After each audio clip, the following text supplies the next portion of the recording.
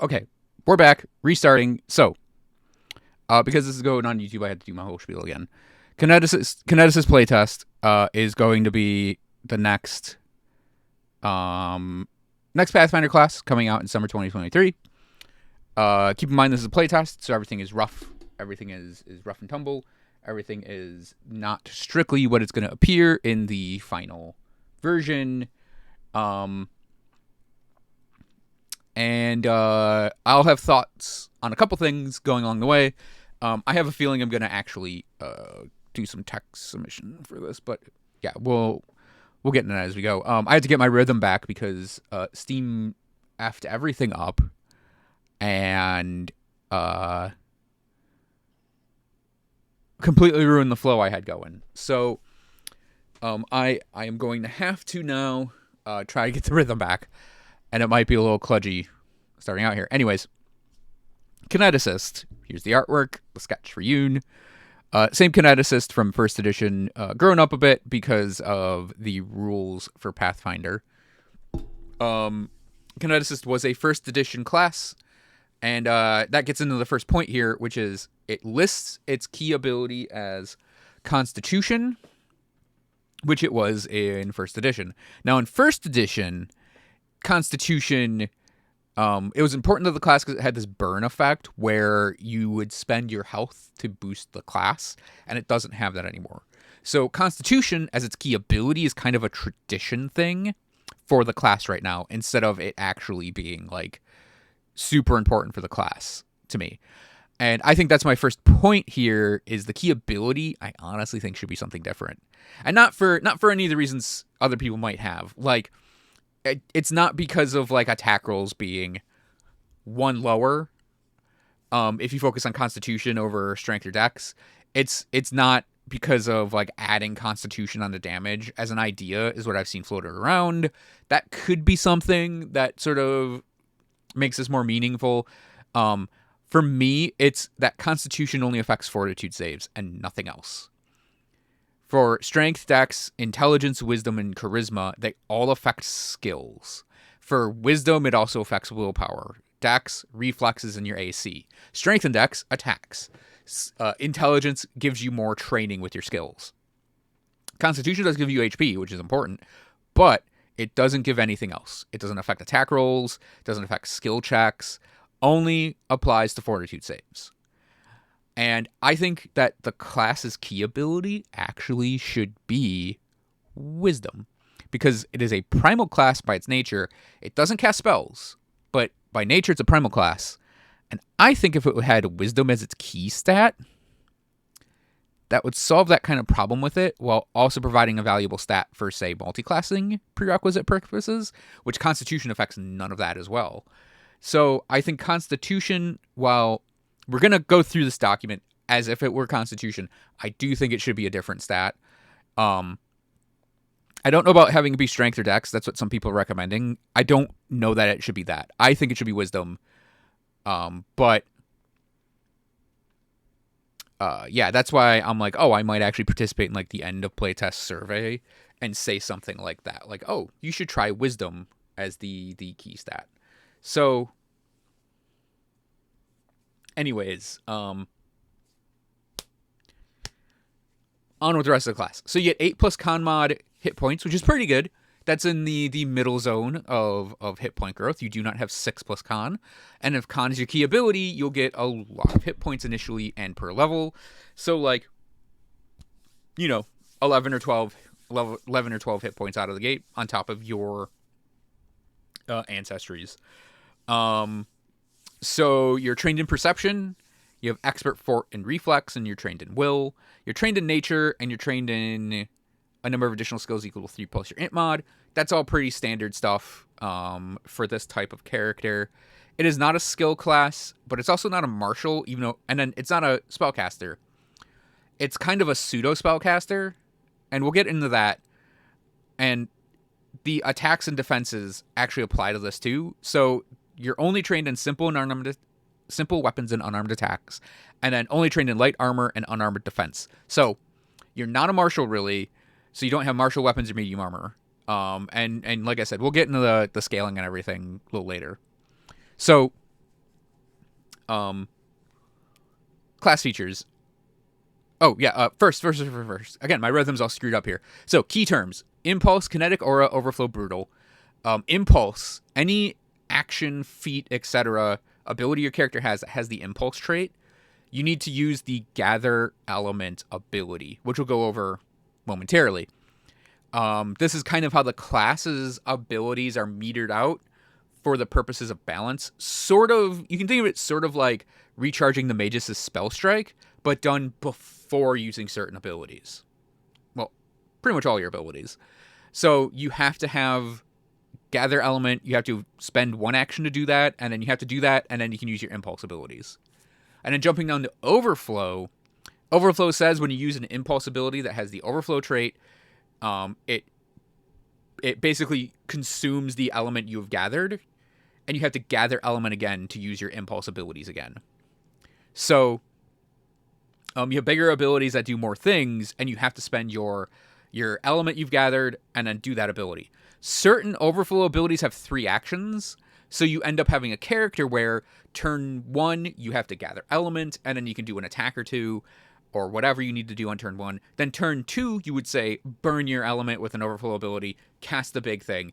Turn 3, you have to regather that element and spend the action for it. It sounds like an action tax, but it is something akin to recharging a spell strike, where, yeah, this is technically a tax of actions you have to pay to use the class, but it's part of the class's action economy that you take this all into account. Kinetic Auras are small auras that you cast up as an impulse, and they have the aura trait and additional rules. They default to being a 10-foot emanation around you, and if you want to switch from one aura to another, it costs 1 fewer action to do that. You can't reduce the action below 1 action, and they're only available in encounter mode. They're not available in exploration mode.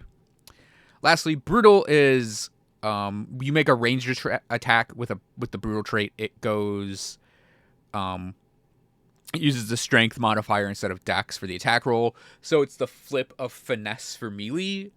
Brutal is that for attack, where you can do a strength attack at range if you have the Brutal trait. Whereas finesse is use dex at melee. So, yep, we have our ancestry, background, initial proficiencies is all standard. Inner gate and channeled elements. So, as a kineticist, you manipulate elements, and your gate determines which elements you can manipulate. There are 3 options presented here. The first is the dedicated gate. You choose one of the elements, and you get only access to that element, but you gain 3 impulse feats that match the element's trait out of the gate. And we'll get to feats obviously later. Dualgate is you choose 2 of the elements, and you get 1 feat from each of those. Got it? Universalgate is you have access to all 6 of the elemental styles, and you get 1 feat that you can rotate daily. So, there are gonna be 6 elements. 6. 6 elements. I want to do this two-handed to make it more interesting looking. You have 6 elements coming up. Presented in the book are the classical 4 of earth, air, fire, and water. And then there's going to be a metal and a wood section. So you're going to have a wood section, metal section, so you have 6 elements.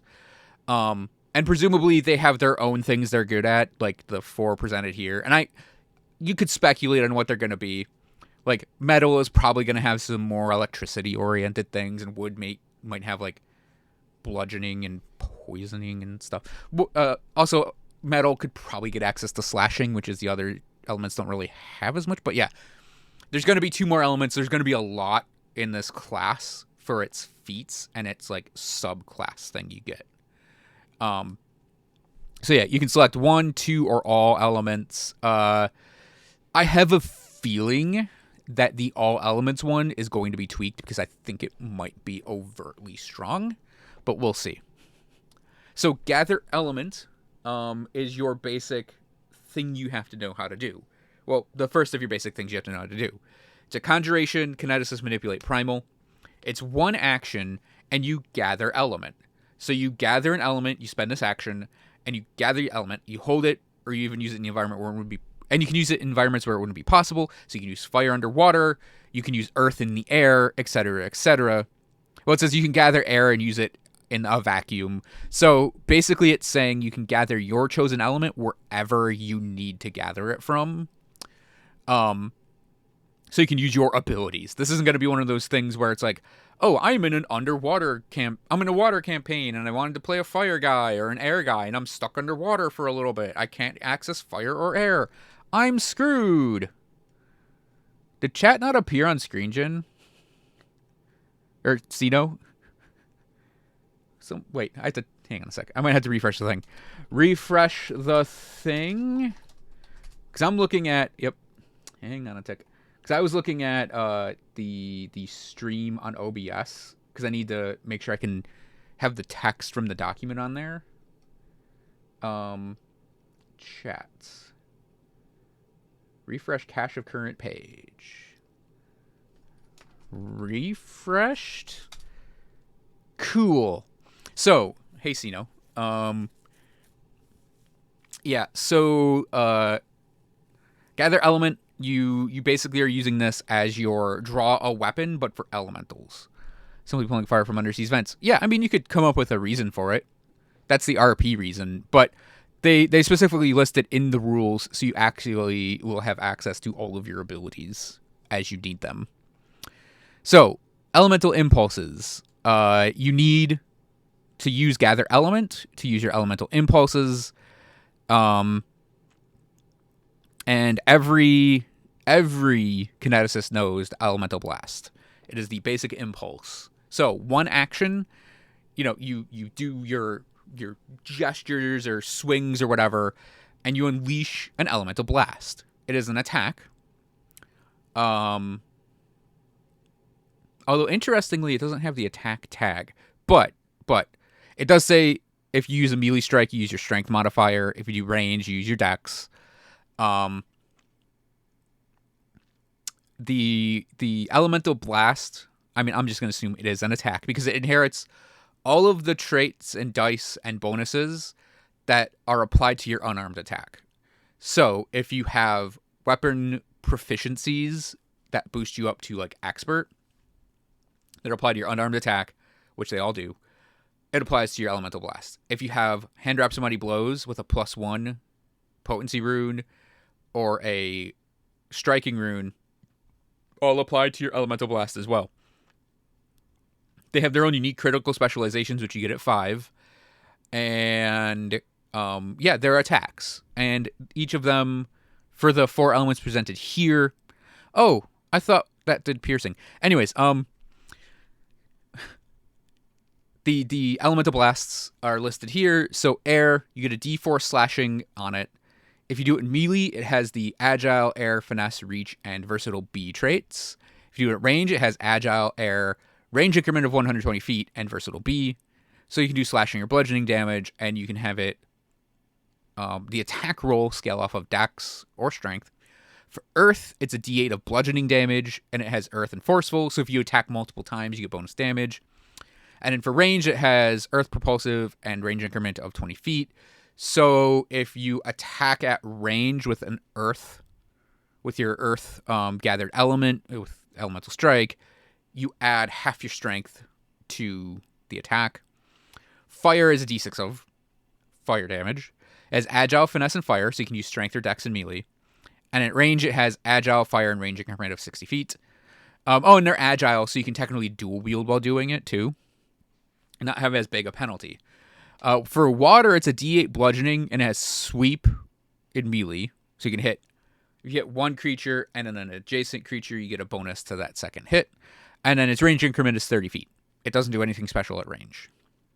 So there's more hubbly-bub about how impulses are magical, but they aren't spells. But it also says like abilities that will like prevent you from casting spells, like Glow of Invulnerability, also prevent your impulses. Impulses use your level for determining the damage and advancement. So if something says level +3 on a first level impulse, It gets stronger at 4, 7, 10, 13, 16, 19. Some impulses can be sustained, and you use the sustain a spell action even though they're not a spell. So, again, this character is very spell-like ability focused. So, you also get Adapt Element. For 2 actions, if you have a free hand, you can gather your element, drawing it from environment instead of your gate. Oh, right, yeah. So your gate, by the way, this is...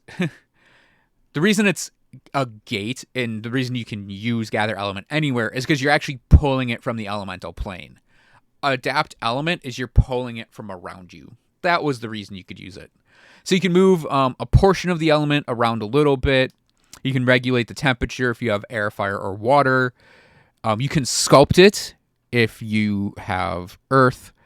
And then you can choose a creature within 10 feet that can breathe the element. You transfer the element to that creature, allowing it to breathe until the start of your next turn if you have air or water. So you get some minor, like, cantripy prestidigitation things with your element. So, to summarize, you get a gate, and you either get single element, dual element, or all elements. Single element gets 3 feet. Dual element gets 1 feet from element A, 1 feet from element B. Universalgate, 1 feet that you can rotate on your daily preparation.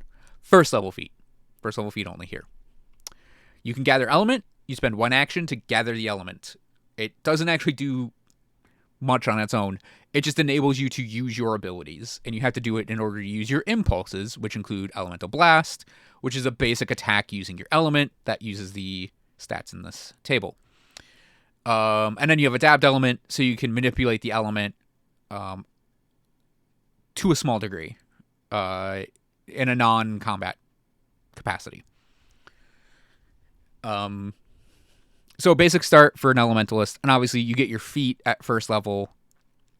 So yeah, we're gonna look at feats, but later.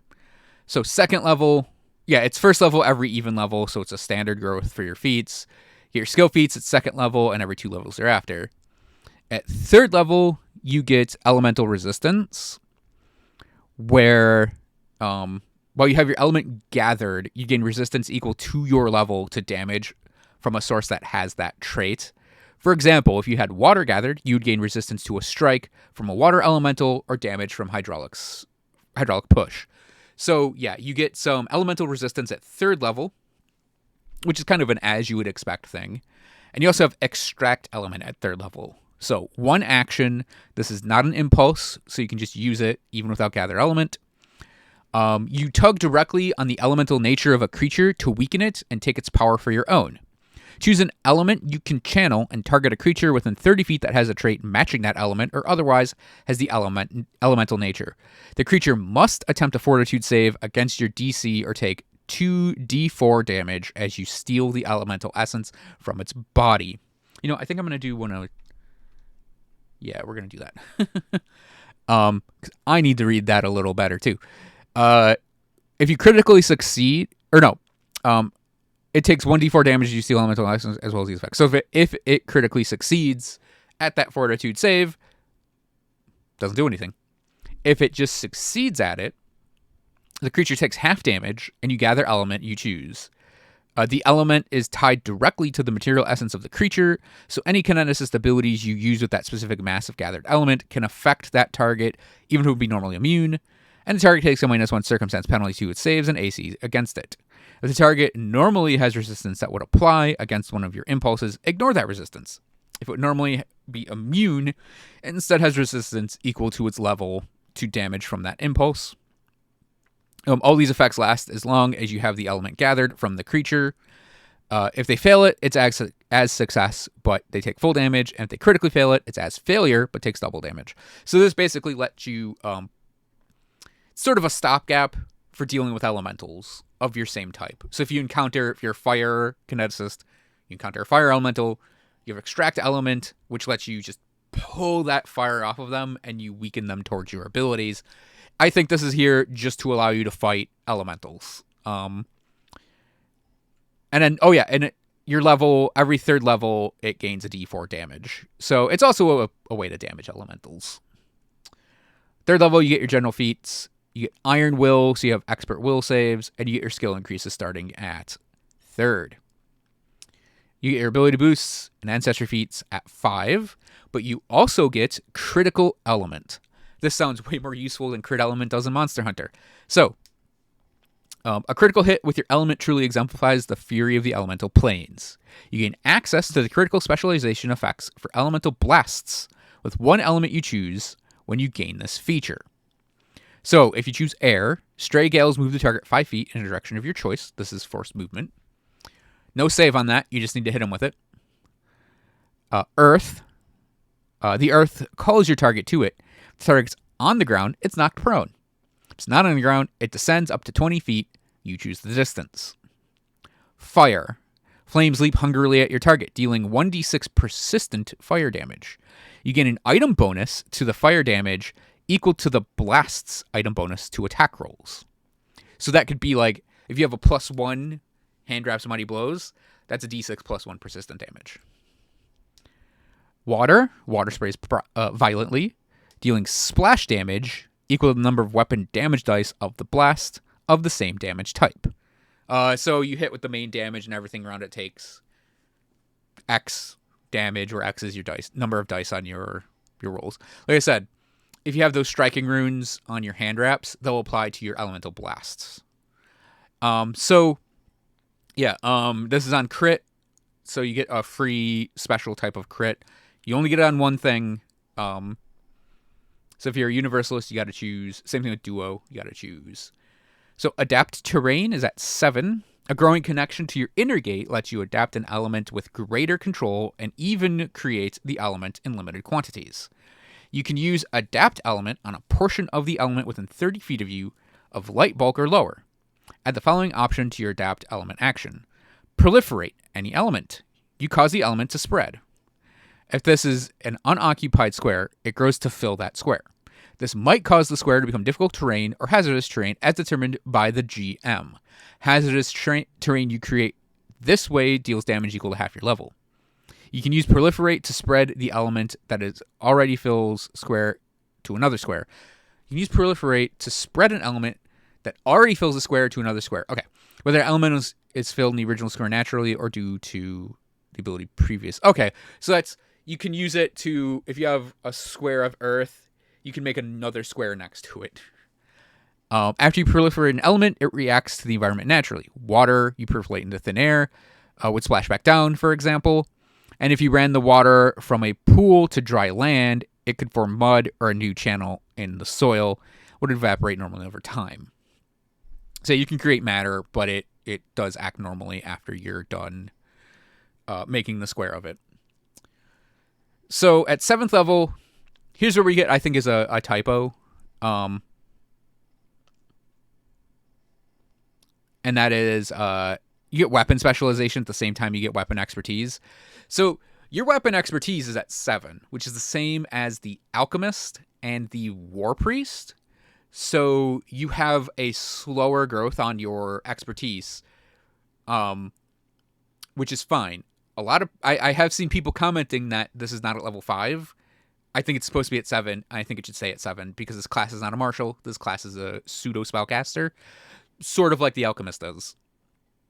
And there's a comment I'll make later that's something I harp on.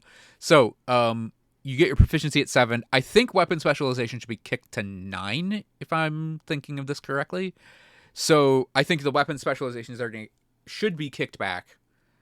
So it's not all at one level. And you get Juggernaut, so you get your Master Fortitude here. Weapon specialization should probably be at 9. Or is it 11? I don't remember exactly. It should be kicked back a couple levels, though. You get Alertness at 9, so you're expert in perception. Yeah, and I think you don't get Mastery in it. So you're in that low perception category that a lot of classes are in. At 9, you get your expertise on your class DC. Also at 9, you get elemental flexibility. You can look within to alter the magic you can bring through your internal gate. When you make your daily preparations, you gain 1 elemental impulse feat of the 8th level or lower you don't already have. You can use that feat into your next daily preparations. You still need to meet all of the feat's prerequisites, including the ability to channel its element if necessary. So essentially, this is that fighter feat where they can get, more feats, but for elemental stuff. So we have evasion, master reflexes there. And then, we're at 11th. So you get evasion at 11, and then you also get pure adaptation. So you get another thing you can do with your adapt element. And you can move it. It's a 60-foot range now, and it can be a bulk of 1 or lower. And you have Purify. You turn the element into the purest form of itself. For instance, you can remove pollutants from air or water or expel plants from soil. This can't change the grade of the material, alter the form of a manufactured object, or change the structural integrity of the element. If the purification would remove an alchemical or magical pollutant, such as a poison or curse, that element attacks to counteract the impurity using your class DC -10 for the counteract check. If it fails to counteract a particular impurity, any further attempt you make to purify fails as well. So yeah, you can get that drinking water cleaned out to give the people, make a pure rock. But yeah, you get the ability to just clean out that element. Blast Mastery at 13th. You get Master Proficiency with simple and unarmed attacks. Alchemists should get it at 13th now. Just give it to the Alchemists at 13. Just give Alchemists frickin' Master Proficiency at 13th level. If I were GMing a game with Alchemists, I'd just give them Master Proficiency at 13th level because they should have it.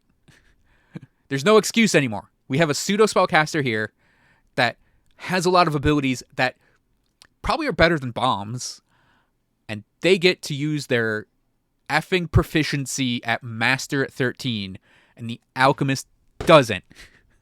I'm very passionate about this, and it needs to happen. So, you also get light armor expertise. So you have the slower armor growth, too. So Greater Juggernaut, Legendary Fortitude saves. Greater Weapon Specialization is at 15, which I think is correct. I'd have to actually look at the Alchemist to confirm that. Improved Elemental Flexibility. So while the first feat must be 8th level or lower, you can do a second feat of 14th level or lower. So you get 2 feats, essentially, that you can rotate out. 17th level, you have Elemental Immunity. So you're immune to the effects of your chosen element you currently have. Currently have gathered. 17th level, you get your Master DC. 19th level, you get Master Armor. And at 19th level, you're permanently quickened, but you can only use the extra action to gather an element, thus fixing your action tax from the class. You can tell them, yeah. Also, if you really wanted to make my day as an Alchemist secondary, the Alchemist at 19th level only gets Light Armor Mastery. You could easily say the Alchemist is quickened at 19th level, but can only use it for quick alchemy. It's not that difficult to come up with this stuff. Anyways, that sounded mean. I didn't mean it to sound that mean, but it's like that class. I understand that they're trying not to end up with classes that do that whole like unleashed rogue thing, or unchained rogue thing, where you have the unchained rogue and then the rogue from first edition. And there are a couple classes that are like that, where they kind of had secondary versions that were just upgrades to it.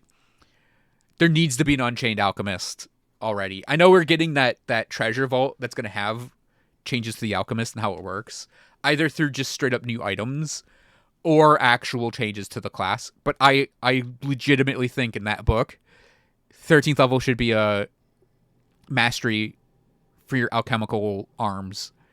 And you should have something better at 19th level, like all of the other classes that aren't spellcasters. So I digress. Talking about the Alchemist and the Kineticist overview.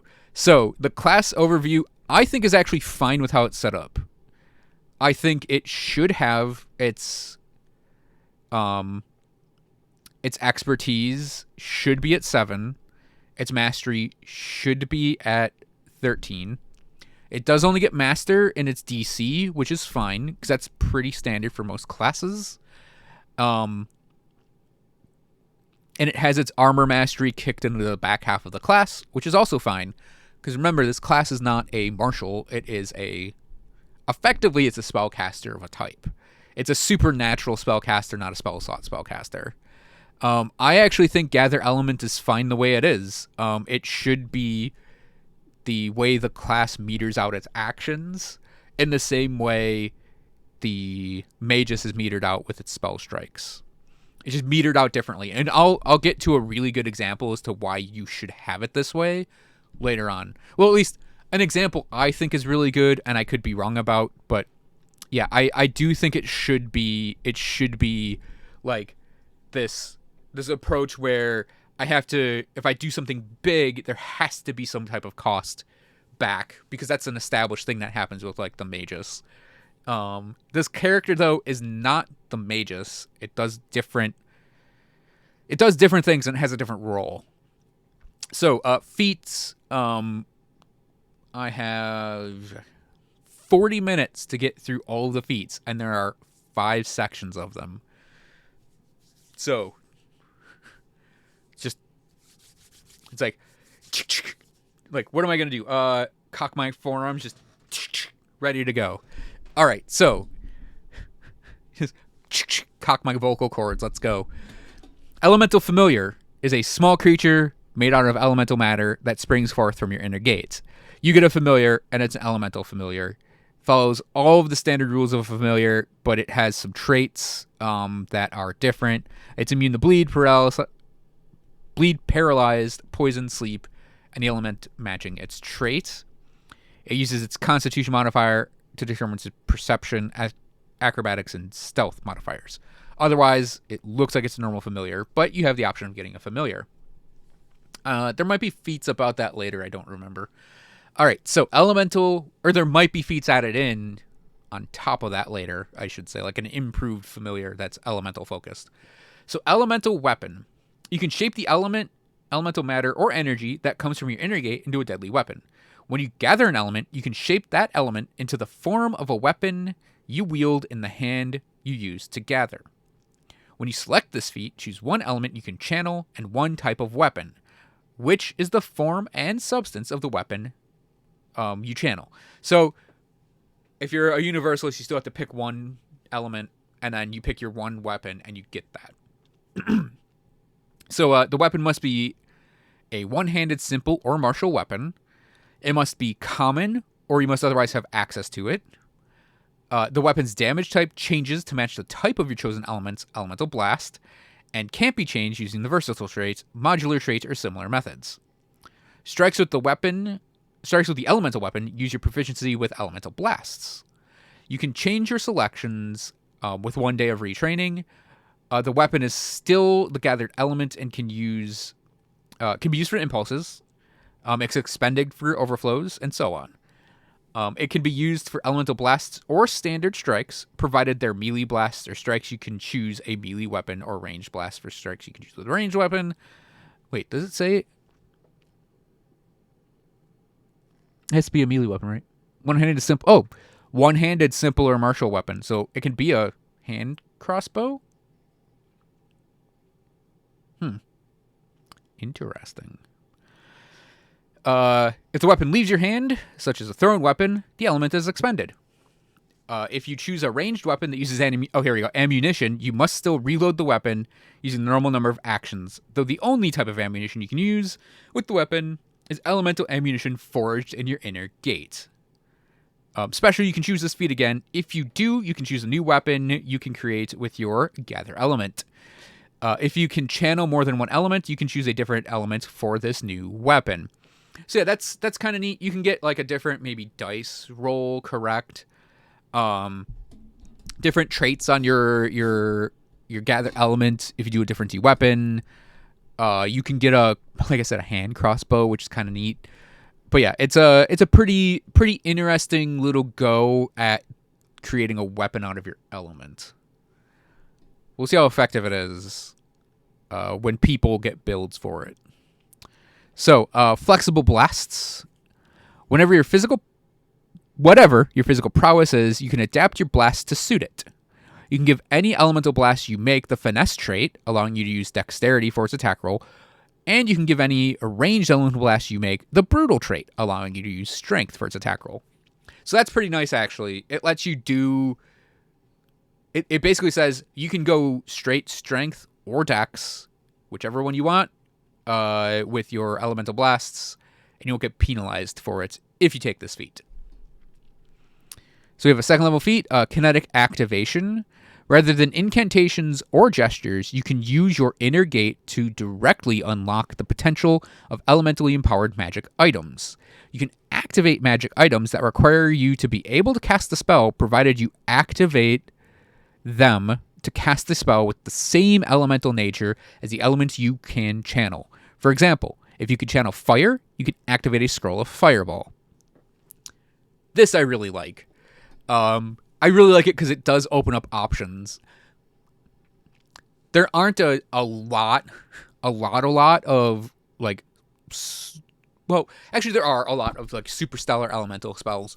But yeah, this gives you a lot of options. Like, if you're doing water, you can do, like, a hydraulic push, right? Off of a scroll. Or a wand. Yeah, if you're earth, you can do, like, shockwave off of a scroll or wand. So I really like that. It adds a lot of versatility to the character. Voices of Elements. This essentially is you can communicate with all elementals. More roleplay than mechanical. So Blast Barrage. Wait, have we hit an impulse yet? Voice of Elements is an impulse. So you need your gathered element to do it. You do not need your gathered element for any of the other things so far. Except Voice of Elements. And Blast Barrage. So for 2 actions, you rapid fire pieces of your element, hurling them at your many foes. Make up to 3 elemental blasts, each against a different target. Your multi-attack penalty applies normally on these strikes. So you can basically use 2 actions to make 3 attacks, provided you have 3 targets. Command Elemental, Impulse, Overflow for 2 actions. So this will burn, you have to collect element to use it, and then you burn that element after you've done this. You grasp the animating force within an elemental creature and bend it to your will. Choose a creature within 30 feet that has the elemental trait, as well as the trait matching the element you've gathered. The elemental becomes controlled by you if its level is equal to or lower than your level -3. Or slowed 1 as long as you sustain the effect if its level is equal to your level -2 or higher. You can attempt a will save, or it can attempt a will saving throw against your class DC to resist being controlled by you or to end the slowed effect.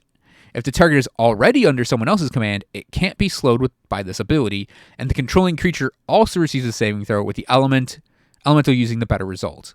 So that saving throw is, if it's a critical success, the target is unaffected and temporarily immune to this ability for 24 hours. The success is the target's unaffected. If it fails, that the elemental creature is controlled or slowed as long as you sustain the impulse for up to 1 minute. This effect ends if you or an ally attacks the elemental. The critical failure says it's as failure, but you can sustain the impulse up to an hour. So if there's a controlled elemental, you can kind of like, you force it to make a save, and then you can kind of like hold it back a little bit. But if it's an uncontrolled elemental, you can attempt to just take control of it, which is pretty neat. I'm assuming your GM, if you're like, I want to take this feat and use it, your GM is going to give you some elementals to play with. So Cycling Blast, Impulse, Dualgate, or Universalgate. 2 elements dance in quick succession. In either order, you can make an elemental blast and gather an element. You must gather a different element than the one you currently have gathered.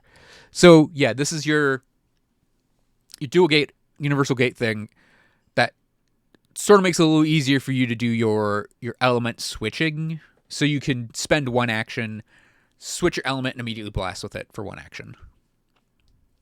Dedicated Gate, though, gets Stoke Element. You feed more elemental power into the element you've gathered, causing it to grow more potent. You can't use another impulse this turn, but the first time you use one on your next turn that has a damage roll, you gain a +2 status bonus to the damage, or a +4 status bonus if the impulse has the overflow trait. This bonus applies only to the initial damage roll, not to any ongoing effects of the impulse. The benefit is lost if not used on your next turn, by the end of your next turn, or if you gather a different element. Weird that they put that wording in there. If you gather a different element when it's a dedicated gate thing. Probably just needs a little cleanup right there. And then, yeah, at levels 10, 14, and 18, you have the bonus increase. So what this is it looks like you spend an action to boost your elemental damage for your next turn. Kind of reminds me of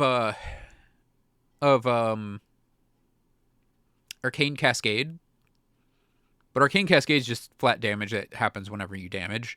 This very specifically says, you can't use another impulse this turn.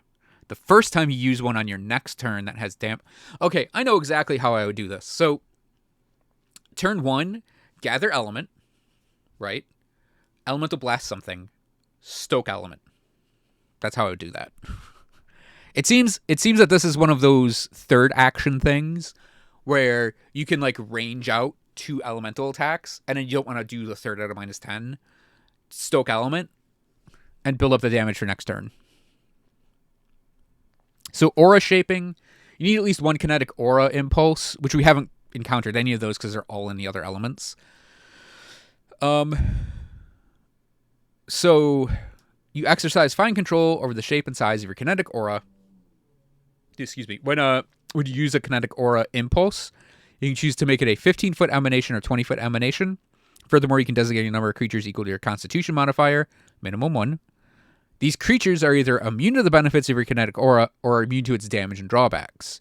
You must choose the same effect for all creatures you designate, though you can change the selection and designated creatures each time you use a kinetic aura impulse. At 12th level, add 25-foot emanation, 30-foot emanation to your options for the aura size. Yeah. 8th level, you can make your aura bigger at will or smaller at will, and you can designate creatures when you use that aura. I shouldn't say at will. It's part of activating the aura, but you know what I mean, right? You can control the size of your aura when you create it. So, chain bursts. So we're at 10th level. These are sort of like the first round of capstones, kind of.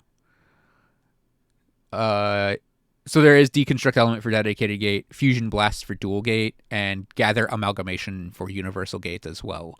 So Chain Burst is the generalist one that doesn't require a gate.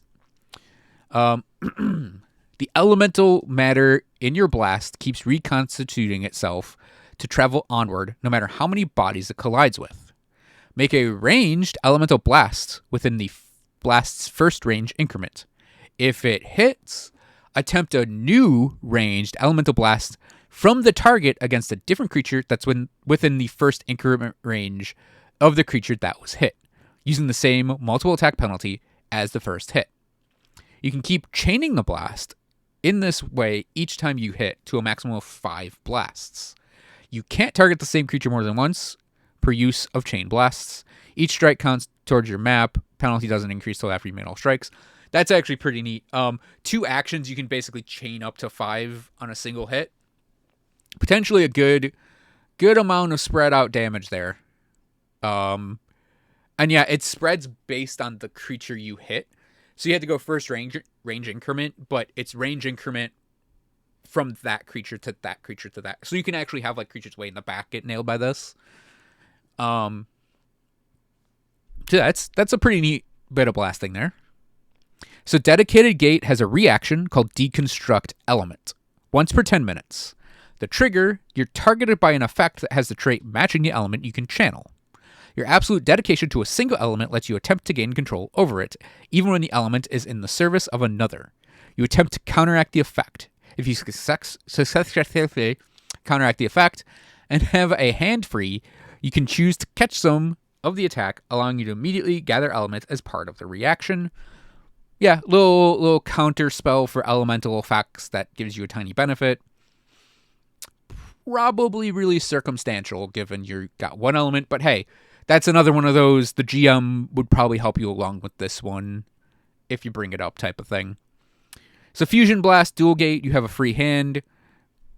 With one element in one hand, you pull some of the other element into the other, then combine the two in a complex blast. Make an elemental blast. Add the damage dice from the other element's blast to it. This uses the dice size and damage type of your other blast would normally deal, and its normal number of weapon damage dice, including any dice from striking runes. It doesn't add any damage other than the dice, nor does it add any blast effects. Fusion Blast counts as 2 attacks for your map. You just trade the same element. You trade the second element, but not any other traits of the blast with that element. So if I'm reading this right, you add the damage dice. Okay, yeah. So you have your damage from your first blast. Let's say it's fire, and your other is earth. You add the damage dice from your other element's blast to it. This uses the damage die size and damage type of your other blast. And it's normal number of dice, but it doesn't add any other. So yeah, you basically add more dice. Like you're basically like combining the total dice for your element A and element B together, slamming with it. It's just a little clunky on the wording there. Yeah, it's a little blast thing. Instead of going like 1 and 2, you're doing 1 and 2 together for 2 actions. So that is, you avoid the -5 on the second set of dice damages, and you get the 2 damages. Whoop.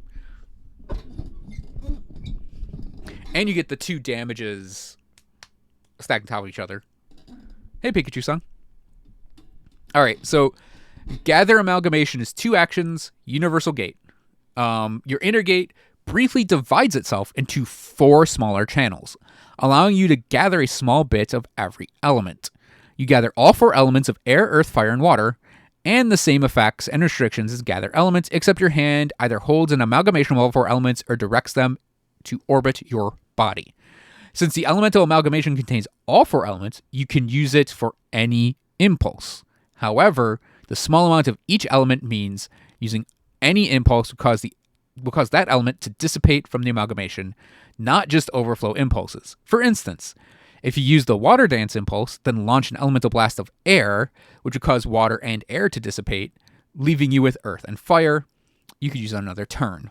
Okay. Yeah, that gives you your pseudo avatar thing where you have all four of the elements around you, and then you can like water impulse, earth impulse, and then you have, fire and air left. And presumably wood and metal when that comes around. All right, so Rapid Reattunement, Concentrate Exploration, Kineticist. You spend 10... You have Elemental Flexibility, which is the...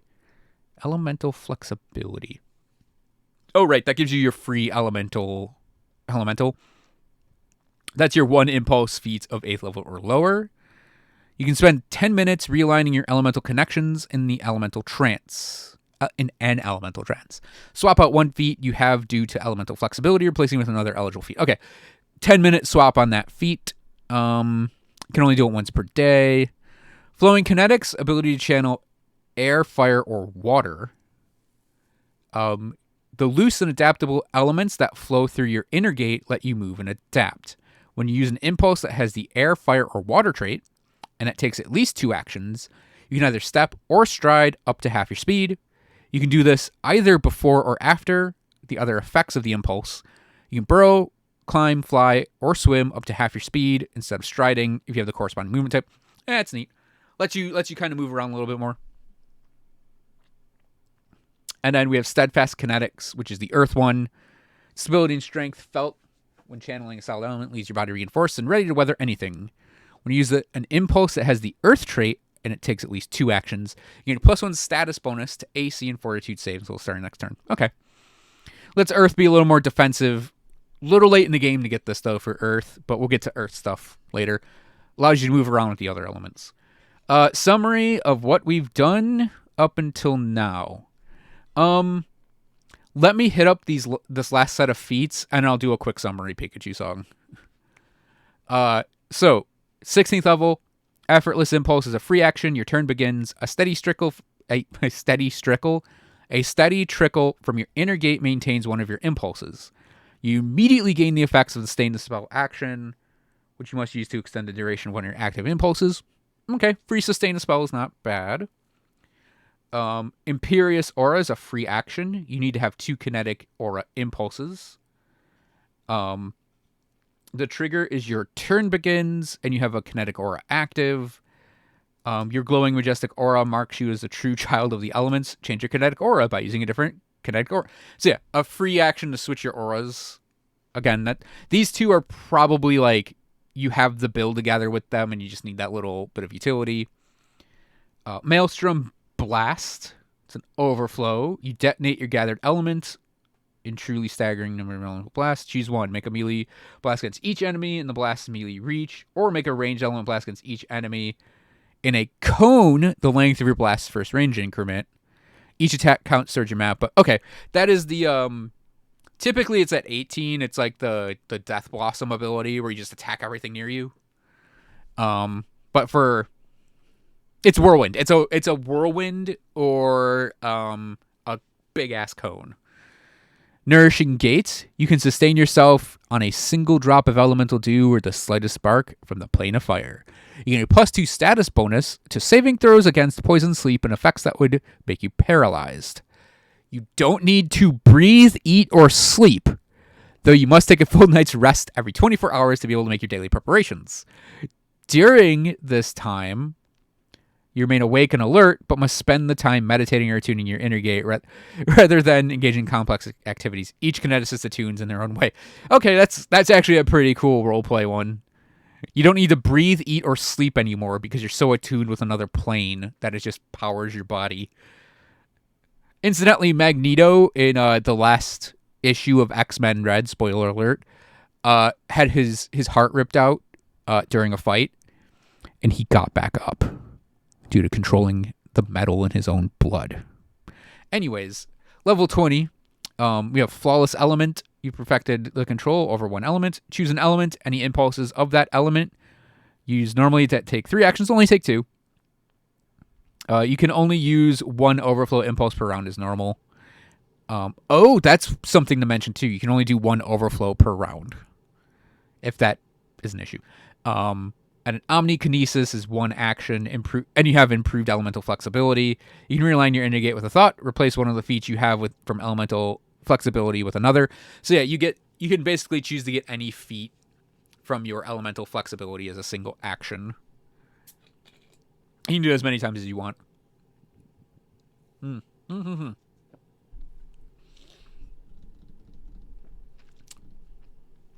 All right, Pikachu sung. We're going over the Kineticist playtest for Pathfinder. The Kineticist is an elemental bender, essentially.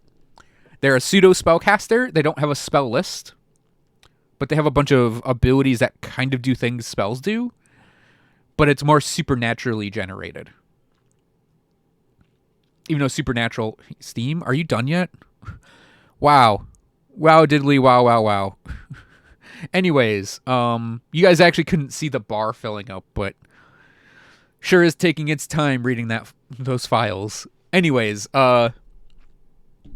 yeah, so you have the ability to choose 1 element, 2 elements, or access to all elements. You get a bunch of feats depending on what you do with that. You can gather element, so you have to spend an action to gather element, and that enables you to use your abilities. And the basic one is Elemental Blast, where you just fling some of that element, or use it as a melee strike. And then there are impulse abilities that have the Overflow tag, which spend the element you've gathered. So you have to regather it. But gathering an element only takes an action. And then, yeah, there are different traits for the Elemental Blasts. And then you get a bunch of different abilities related to this stuff. Yeah, it's... Mom, I want Avatar: The Last Airbender. The Kineticist is, we have Avatar: The Last Airbender at home. And in the book that's coming out next year, they're going to be all 6 elements: earth, air, fire, water, wood, and metal. in the playtest, they present the 4 classical alchemical elements of earth, air, fire, water. I think I summed that up promptly. Yeah, so the class, its proficiency progressions are that sort of as that mix between a martial and a caster, sort of like the alchemists, but they actually get weapon mastery, or the alchemist doesn't, and the alchemist should.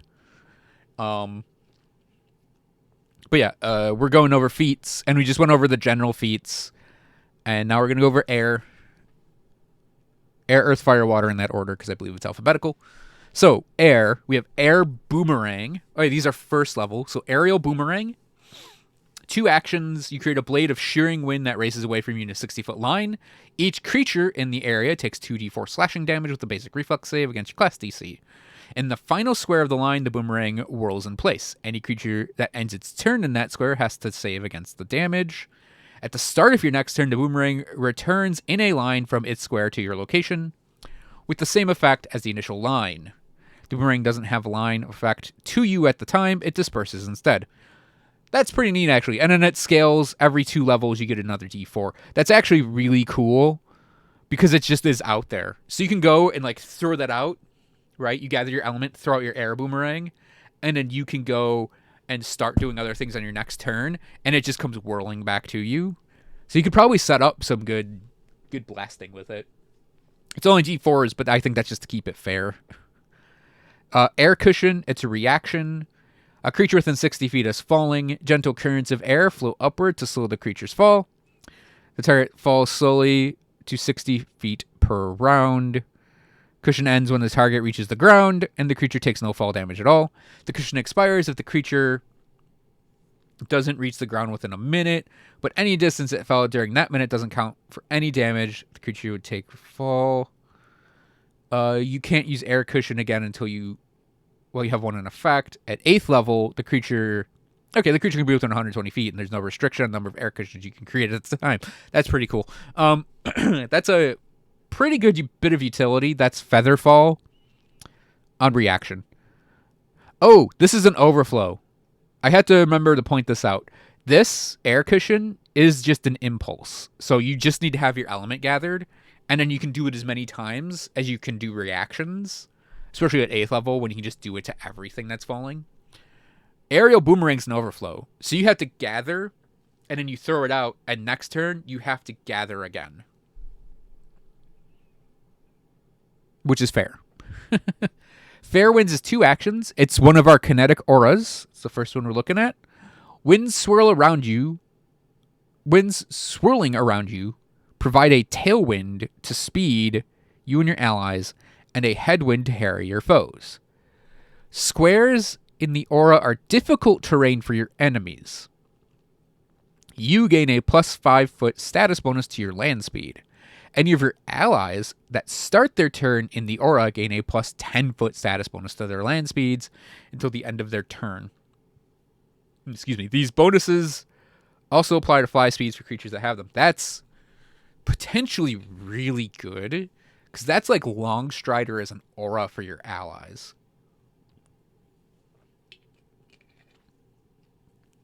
Now keep in mind that's 10 feet around you, so it's not the biggest aura. But yeah, that could be something really worth picking up, depending on how tactical you can organize your team. So Whisper on the Wind, single action. You speak through a gentle whisper, and the soft wind carries your words far away. It has the effect of the message spell, half your level rounded up. If you start your message with the target's name, you and the target don't need to be able to see each other, nor do you need line of effect. 8th level range is a mile, so it's message. That you can use freely. I mean, message is a cantrip, so you can use it freely anyways, but yeah, it's message. Let's see. Flinging Updraft is 2 actions. A speeding wind heeds your call, picking someone up and depositing nearby. It should be very obvious I've not read a single thing in this document yet, outside of the base class stuff. So I'm going to be stumbling over my words quite a bit. The target jumps 30 feet in any direction. So one creature in 60 feet jumps. Doesn't land solid ground within 30 feet when the start falls, but doesn't take any damage from the fall. Choose the distance and direction on a jump. An unwilling creature avoids being flung but succeeds a reflex save. Okay, that's neat. You can just cast jump on people with this. Soothing Breeze. So this is a 3-action overflow. Oh, a general on my thoughts. I think the class, it's well set up, and I think it's actually properly set up with the way it currently is. It just needs refinement. So it has Constitution as its key ability.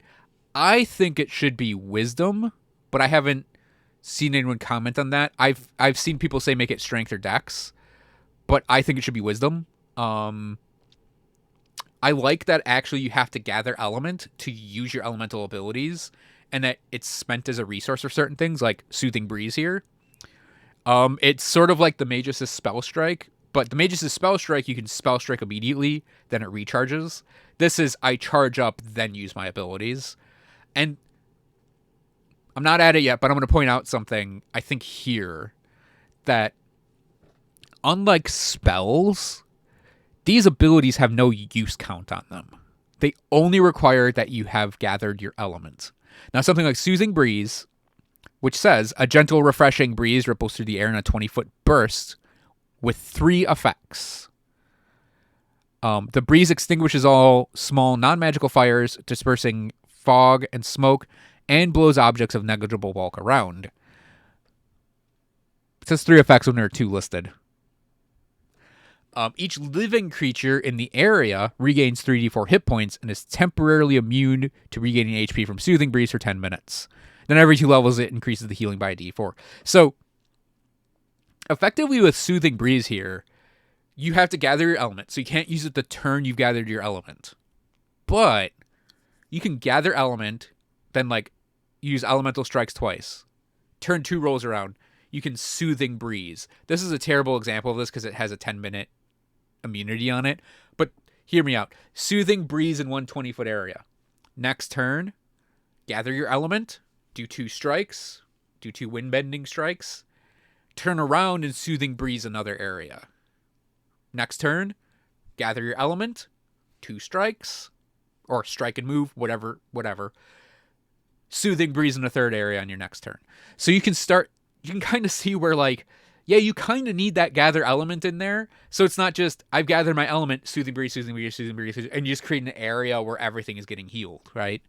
So there's this kind of, gap turn concept with this class that I think is important to keeping it kind of balanced out with the action economy. I've seen some people outright complain that they have to spend an action to get their impulses going, but I'm more like, oh, you have to spend an action. That gives the tactical parts of my brain the, oh, you get to figure out how to use this now type of thing. So 6th level, we have Clear as Air, another overflow, but this one's 2 actions. So you can effectively gather element, Clear as Air, gather element, Clear as Air. Whatever it does. Compact layers of air diffract and bend light around your body, making you seem as clear as the sky on a perfect day. You become invisible until the end of your next turn. You can sustain the impulse, but it ends if you take a hostile action. Okay, so you wouldn't need to gather, use. After you use this impulse... Oh, it can't be used again for 10 minutes. Never mind, can't use this example. When you are as clear as air, you can gather air quietly and invisibly, but the invisibility doesn't hide any manifestations of your abilities. At 10th level, the impulse doesn't end if you take a hostile action, but you become concealed instead of invisible until the start of your next turn. At 16th level, you can just take the hostile action. Bad example of me saying the 2-action thing. I know there's one later I can talk about that's a 2-action one, but yeah, I actually like that there's this... I have to take the turn to gather my element, and then I can't use certain abilities, because it keeps the class from being supremely busted. So Storm Spiral, 3 actions. Dark thunderclouds swirl in a miniature storm, crisscrossing with bolts of lightning. The storm appears in a 10-foot burst within 30 feet. Each creature in the area takes 3d12 electricity damage and is moved depending on its reflex save against your class. So yeah, it's no damage on critical success, half damage on success, full damage on a failure, and you move up to the target up to 5 feet. Critical failures, they take double damage, you move up to 10 feet. Every third level, you get another d12. That's a pretty standard lightning blasting thing. But yeah, you can see that if you didn't have to gather your element, you could just gather element turn 1, strike. You ever gather element, just sit here storm spiraling everything to death. And it's like, that'd just be silly and kind of broken. So doing like gather element, wind blast. Next turn, storm spiral. Third turn, gather element, move, wind blast. Next turn, storm spiral. That sort of thing. I actually like that type of tactical thinking with action economy. It's like, well, yes, I made the Magus. I think about this a lot. So, Celestial Palisade, 3 actions. It's another overflow. The winds form a swirling barrier to repel anyone who would pass. This has the effect of Wall of Wind, except the wall is 30 feet long, and a creature attempting to fly through the wall attempts to save against your class DC. The wall lasts until the end of your next turn, but you can sustain it for up to a minute.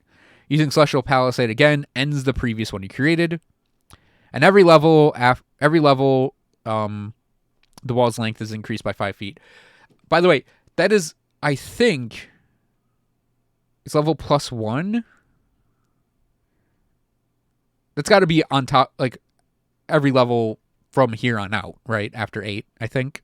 It just doesn't add 40 feet on. It doesn't just add 40 feet to the wind wall. But yeah. It's wind wall for 3 actions, but you can do it over and over again. Wings of Air, 2 actions. This is not an overflow. Rippling sheaves of wind emerge behind you, looking almost like wings. The wings lift you in the air, granting you a fly speed equal to your land speed or 30 feet, whichever is greater, for 10 minutes. Unlike a normal fly speed, you don't fall at the end of your turn if you didn't use a fly action, as long as you used an air impulse at that turn. You move upward without treating it as difficult terrain. 14th level, you can target up to 5 additional creatures. They gain the same fly speed, but none of the other benefits. So that's neat. You can just cast fly on yourself as you need it. At a pretty respectable level, actually. So, Circulate Ki, we have an overflow here for 2 actions. The pure air of your inner gate is rich with ki that you can use to invigorate and restore an ailing creature. Target an adjacent living creature. It gains 30 HP, and Circulate Ki attempts to counteract one of the following conditions of your choice: blinded, clumsy, deafened, drained, enfeebled, paralyzed, sickened, or stupefied. Counteracting condition with a condition value reduces the value by 1 instead of entirely removing it. Targets is temporarily immune to this for an hour. You can try to remove an instance of a condition from a given creature only once using this impulse. Then you can try to remove the same condition from a different source. For instance, if you fail to remove the drain condition from a Zhangqi vampire's drain key ability, you couldn't attempt to remove it again, but an hour later you could try to remove the drain condition from a poison. Okay. That's to allow a little flexibility on this. And every level up after this gives you 2 more healing. Not bad. Heal and a cleanse, all rolled into 1. And yeah, you could go, if you have like a team who's been like group drained or something, or that's taken damage, and you're like, you can do that once to them. That's not infinite healing, but you could have like your entire team with you, and you can go gather element, circulate key, gather element, circulate key, gather element, circulate key out of combat. Just give everyone 30 health.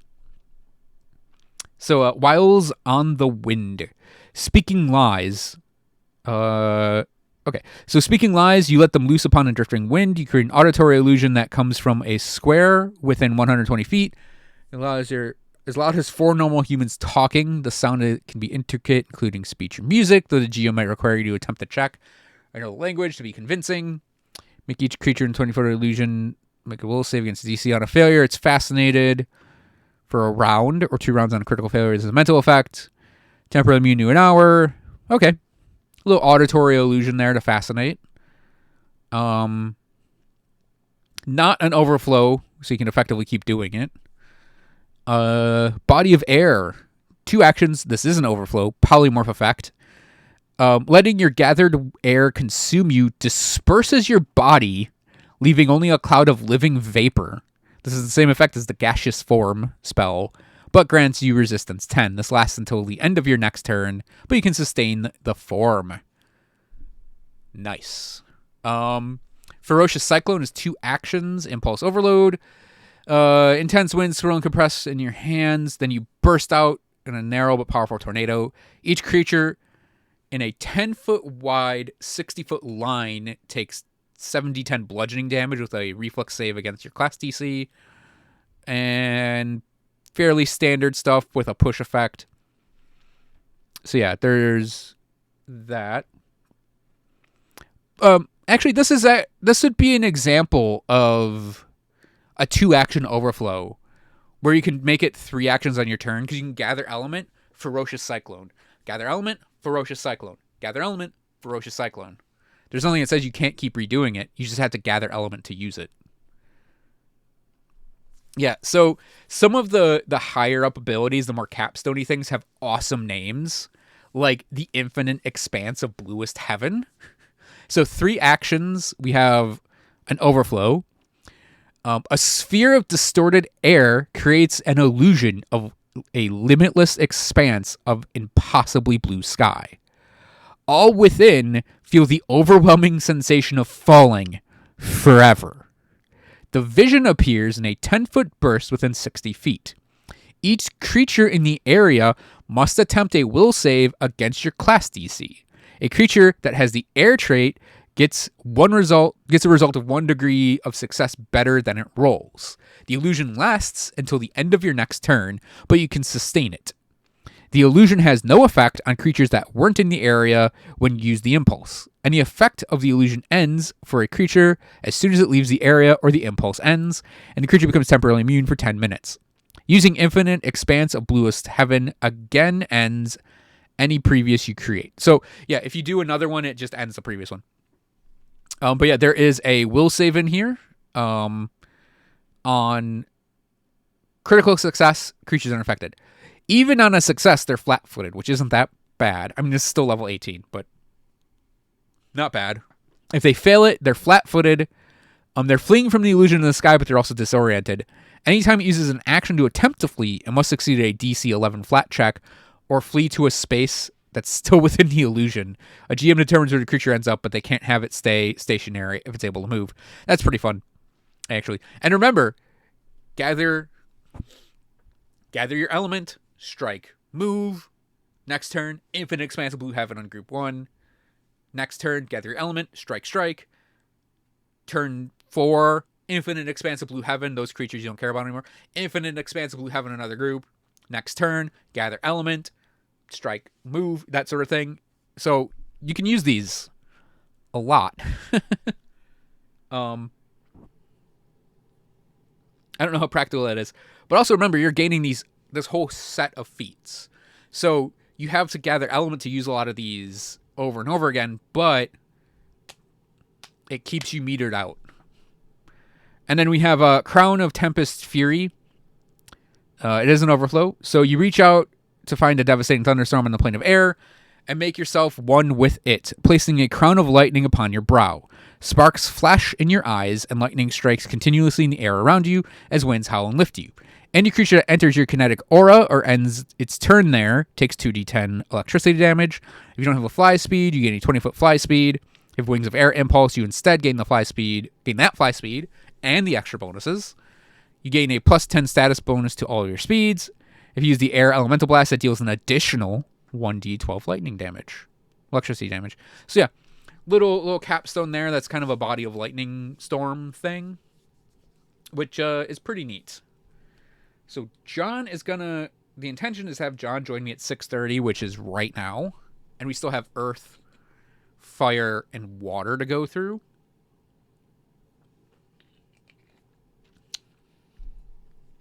Um. So, and I see he's online in Steam. Oh, he just popped on Elden Ring. He's probably gonna call me in a second. So what we're gonna do, is I'm gonna run and use the restroom, and then what we'll do is we'll play some Elden Ring with John, and then I'll probably come back to this after. That way we can cover it all in one sesh.